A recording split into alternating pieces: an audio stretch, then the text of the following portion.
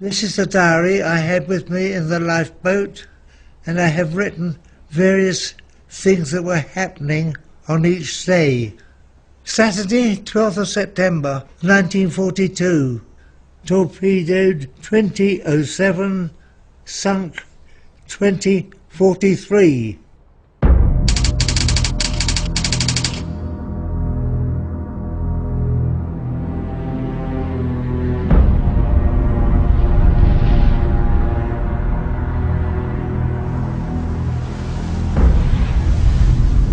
We were sitting targets because of the smoke belching from the funnel.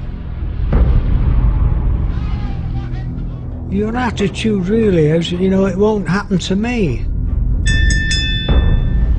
It was the longest night I've ever known. I was absolutely terrified. This is the end now.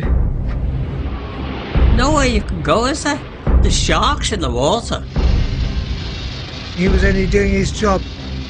I mean, that is war.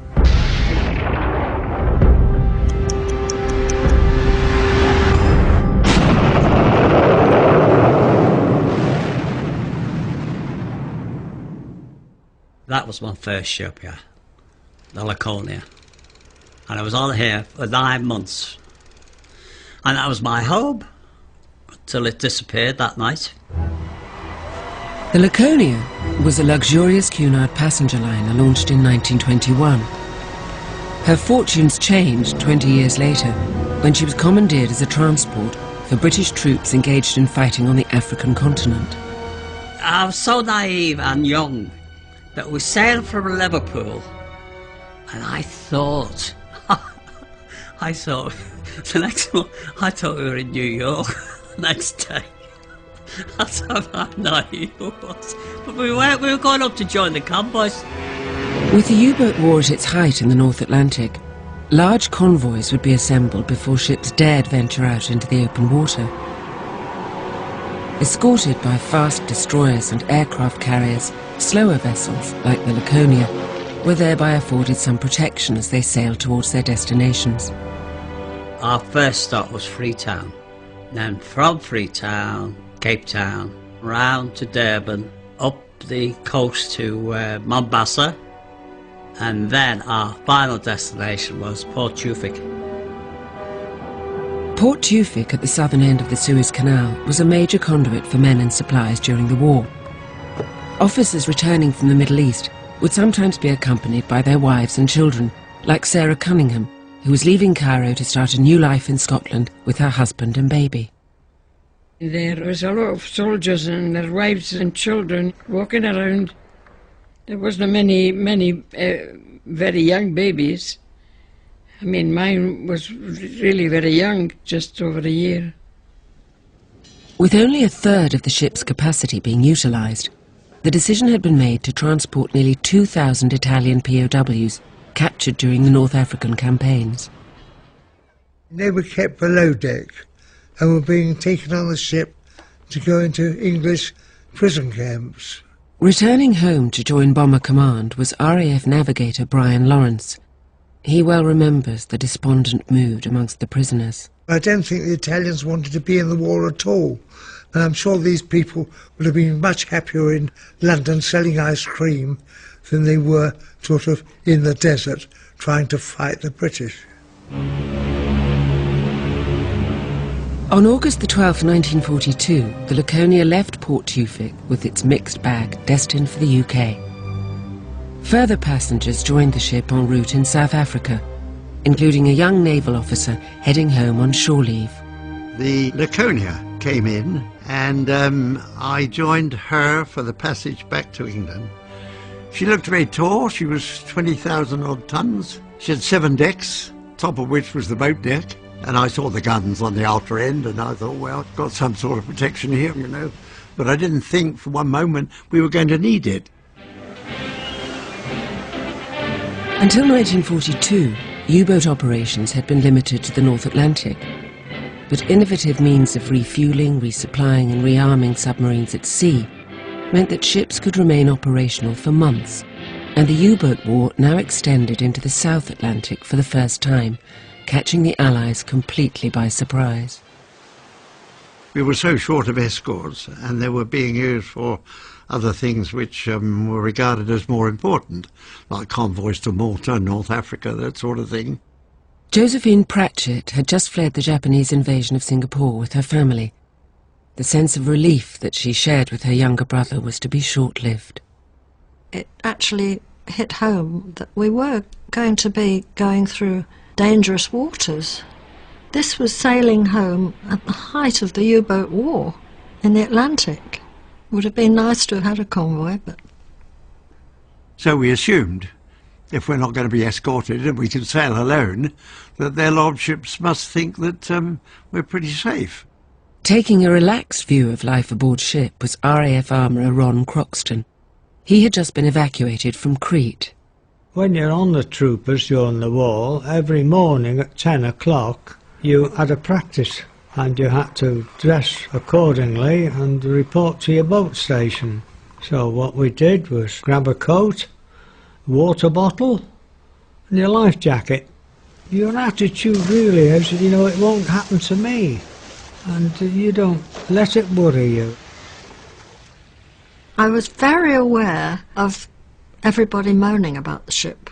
They moaned about the food, they moaned about being uncomfortable, they moaned that we were sitting targets because of the smoke belching from the funnel. She was old, the ship. A modern ship doesn't produce smoke, but an old one does. And I mean, smoke on the horizon for a submarine was very easy to follow. So those submarine men, they've got the periscope up, and they're just waiting until it's appropriate time, and our appropriate time was about 8:05 at night, just as it was getting dark. There was a dance that evening on board, and my parents were going up to it, and I was detailed to babysit my brother. I wouldn't be allowed in the dance anyway at that age. In those days, when you were 15, you were going on 8. We had both changed into our pyjamas, and my brother had the top bunk and I had the bottom one. And he got out a game of drafts, and while I was climbing up into the bunk, the first torpedo struck. We heard this one bang and we jumped up. There was a deathly hush after the first explosion because everybody, you immediately, you know, and then the second one struck. The ship shook, the lights went out. I was so frightened that I couldn't move at all. People say that you, in these circumstances, you think of your past life. I didn't think of mine, I only thought of my present one and trying to get up to the boat deck. I just stood still. And my husband says, come on, there's something wrong here.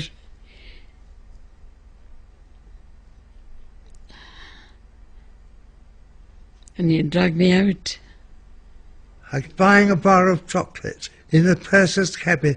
I gave him the money, he entered it in the book, although we'd been hit by torpedoes, and very carefully took my tuppence, put it in his safe and shut the safe.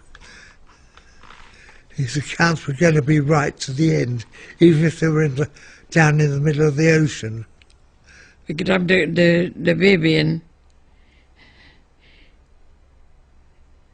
and people were pushing and shoving and screaming. So I just panicked then, and 18 years of age, run down 3 or 4 decks to the working alleyway, and all that was on my mind was to go down and try and get my life jacket. My father threw our life jackets at us. They were hanging by the door. We put them on, he said, come on, up you go, and we rushed upstairs, just as we were, carrying the life jackets, up to our lifeboat station, which we knew where it was because we'd had so much drill. The 2 torpedoes had both gone into holes where the Italians were. They were on the waterline of the ship, you know, right down below. They would be in hammocks and things like that, you know. They wouldn't stand a chance. But there were still Italians who got out and were trying to push everybody out of the way, get into the boats, and the Polish guards were trying to stop them. And at one point I heard rifle fire. And the poor Italians were trying to escape, you know. And they wanted to escape, shooting them, it's stupid.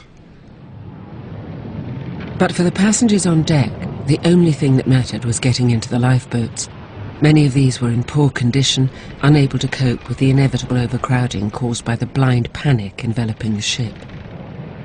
We were all standing together waiting for one of these boats, and as it came down, it was a lot of people in it, but it got as far as our deck, and this Mrs. Lindsay, her name was, she lifted her young son Dennis up, put him in the boat, and before she could get in or anything, it had gone down. It was still being lowered, so she missed it. And she shouted over to him, "Don't worry, I'll see you later." And the next thing we knew, because it was so overloaded, the ropes snapped and they were all tipped into the sea. I don't know how many people survived, but Dennis didn't.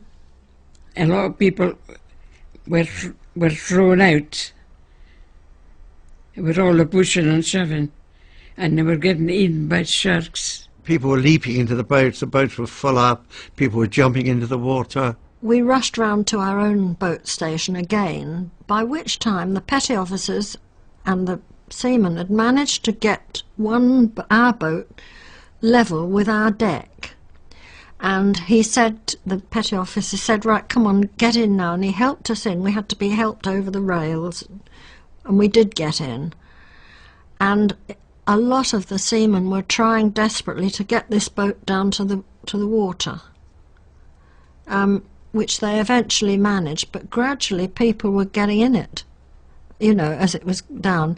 And when it did arrive in the water and they cast away, then all the people who were swimming and calling for help, they all climbed in as well. They'd taken the lifeboat down, full of people, there's about 60 odd people in. And these ropes were hanging down, which had just lowered the lifeboat. And they were shouting to me, "Jump, jump." So I jumped from the side of the ship, I got hold of the rope and slid down right into that lifeboat. And that's when I was, well, you could say, when I was saved, really. Some good swimmers might have dived in.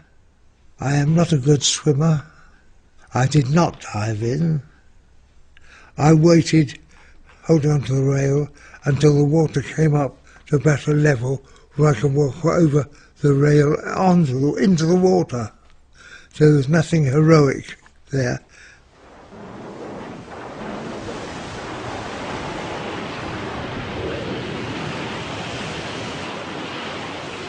Suddenly there was a terrific roar, and the stern of the ship came up, and then it went down below, and then it was pitch darkness.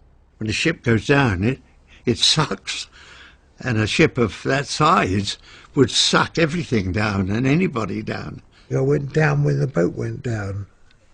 But I think I was blown back to the surface, possibly by the boilers blowing up.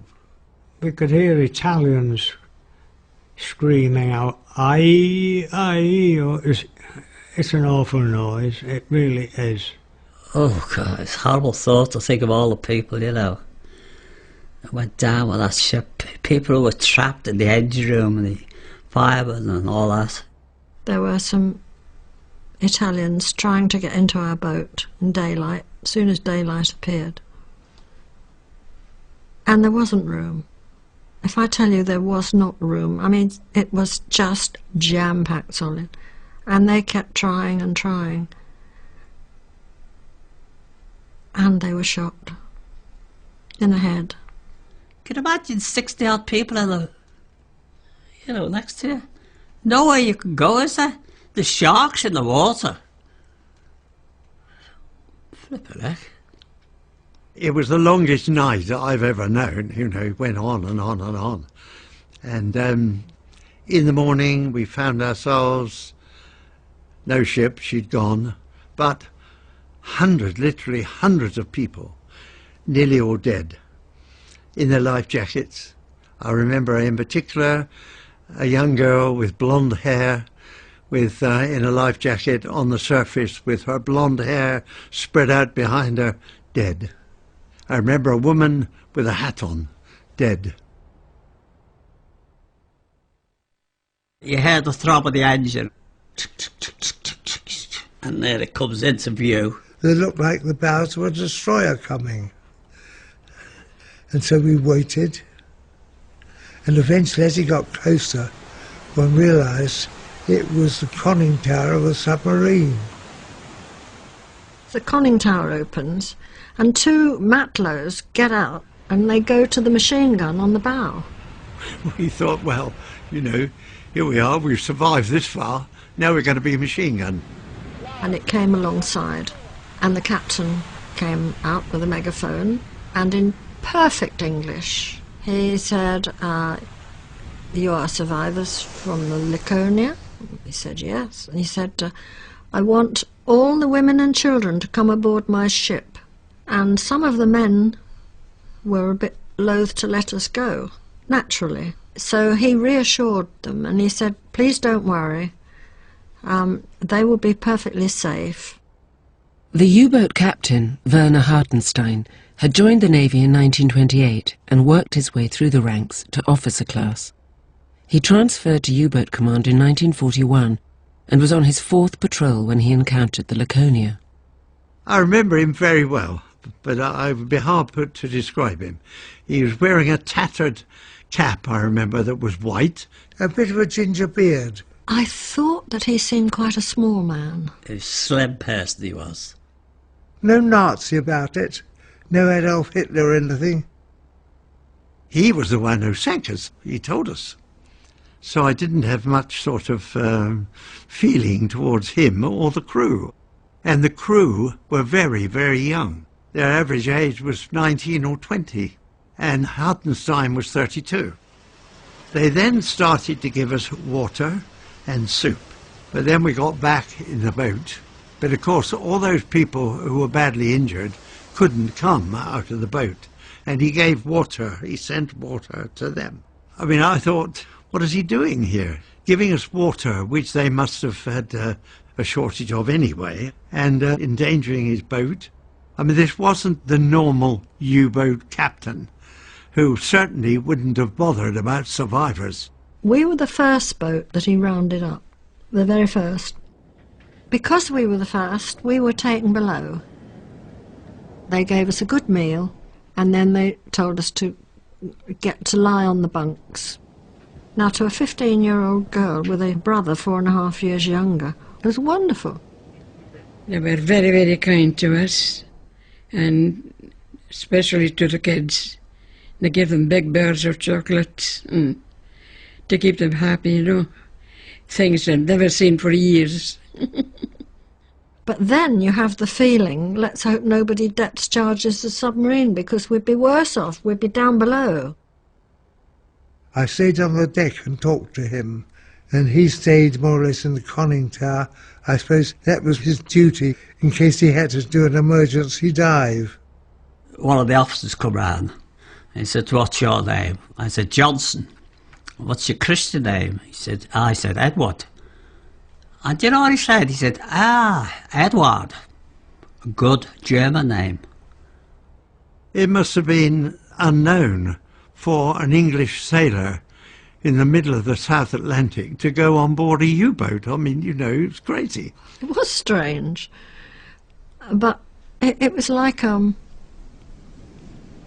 like one of those dreams when things don't exactly fit. But this is actually what happened.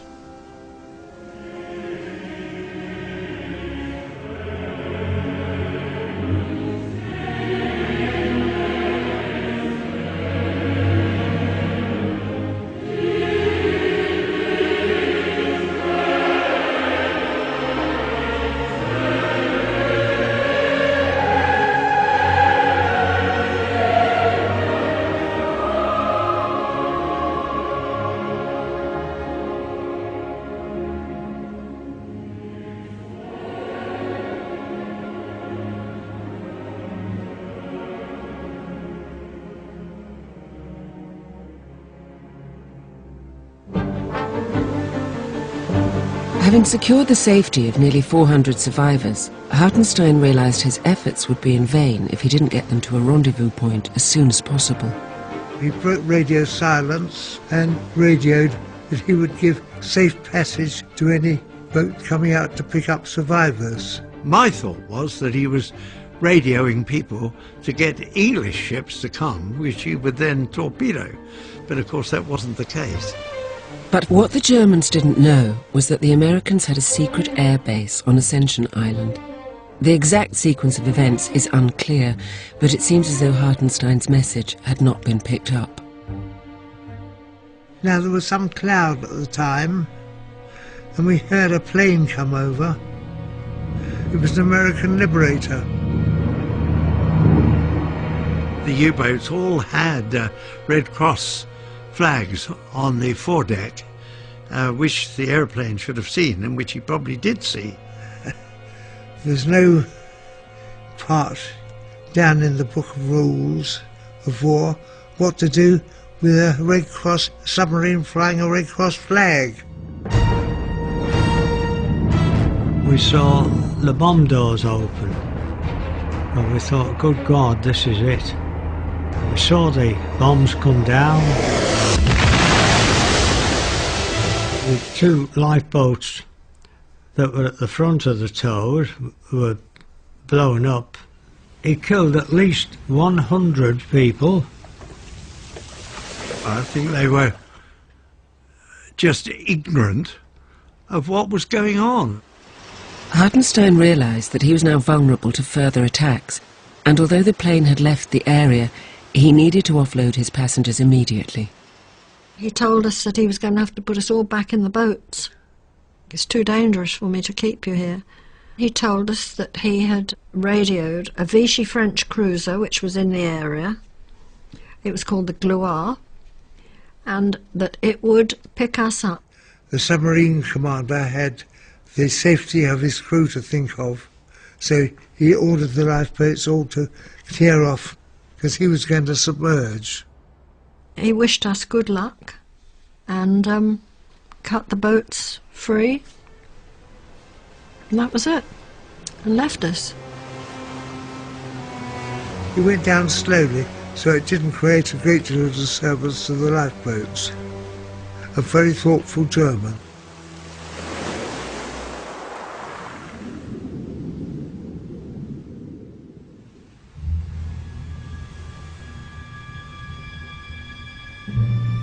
That first day, it was very, very hot. I mean, I was used to the heat already, but that was really hot. We didn't talk a lot. You're too dry, your mouth dries up, your tongue swells. I had worked out rations, and it worked out at sort of a tablespoon of water in the morning and 2 tablespoons at night, sort of thing, which is not a lot. You want to try it sometime. My mother, she just happened to have her period when the ship was torpedoed. Consequently, she was smothered in blood, as you can imagine. You know, I mean, they were wearing summer clothes. And the sharks were around the boat the whole time. And when somebody like me wanted to spend a penny to go to the loo, I had to get people to hold me, put my bum over the side, and then one of the guys with the oar was poking away at the sharks. I didn't take long, I can assure you. I was very, very quick. I did a couple of times drink my own urine. It's horrible. Well, I'll be honest with you, this is what I used to do, and probably others did it. Salt water. That's no good to you, is it? We knew that if we were in that boat for any length of time, people were going to start to die of thirst. And people did die in the boat. The wounded people, etc., who died one by one. And we just, as far as we could, gently put them over the side. Start off with, we did say prayers for the first one or two that died. But after that, it was just a question of disposal over the side, without any ceremony. But the physical deprivations weren't the only hardships the survivors had to endure. I can remember one or two being sort of, so we say, nearly out of their mind. There was one chap, a certain man, and he went berserk. And he got hold of an axe or something, and he was going to chop the boat up. He went round smashing things. So he was grabbed and put over the side. We got rid of them. They died. We had to. One of the horrors of war.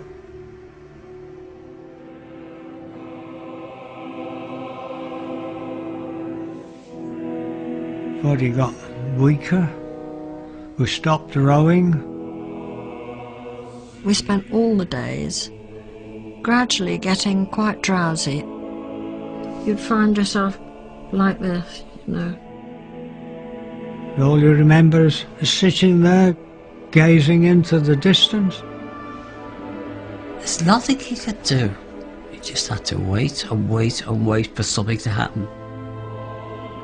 And what happened was, after 5.5 days, this big ship came towards us, cruiser it was, called the Gloria. It was a very big battleship, I might say. A battle cruiser, but a very big one. It was a great feeling. I thought, well, that's fine. We're nearing the end now. We were all clapping and cheering. We found the energy for that. It was actually coming towards us. We were going to be rescued. Yes! And that was, everybody was absolutely, really, really joyful. And they put down climbing nets for us to climb up, which of course was a complete waste of time because nobody could really climb up. But we were hoisted up. Taken on board by their French rescuers, the grateful survivors realised they still had a long journey ahead, but allowed themselves a moment to look back. Well, we said goodbye to the lifeboats. We all stood at the side and watched it going on its way, up and down on the waves, and that was wonderful. Yeah. Drifting away, yeah. And that was beautiful.